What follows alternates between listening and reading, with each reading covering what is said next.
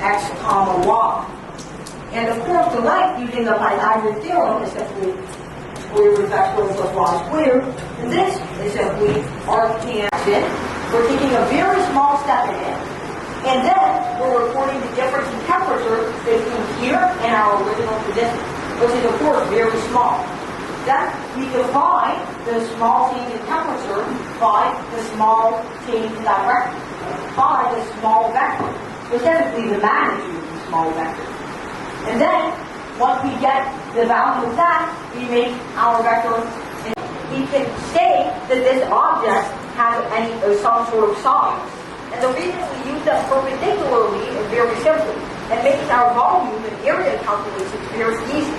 So if we have a sheet of paper, usually the thickness is negligible. So we talk about the two metrics that we measure it with. We measure it by the width and by the height. And so, if we're in 4 dimensions, then we use 4 metrics to measure it. But of course, we haven't come across any objects that need that in the real world. And so, since we don't need it in the real world, we can't imagine what it would look like on a sheet of paper or a smartphone. It's a very nice question.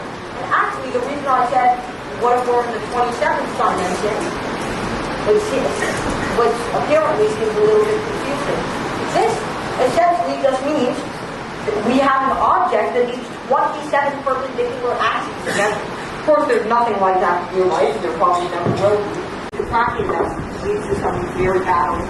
It's the same way that the sum of natural numbers. So, just don't add or subtract diverging series because it leads to not good results, like a paradox. Thank you. They're not even using formal cameras. What do you feel today?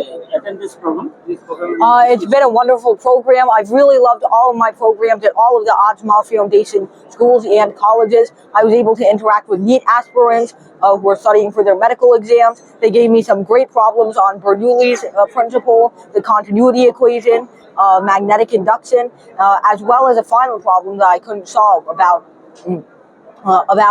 some other physics, about nuclear physics.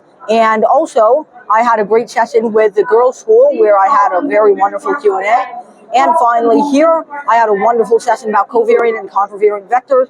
And after that, I had a very long Q&A. So it was a great session overall, and I'm looking forward to the session that starts once again at 3 o'clock.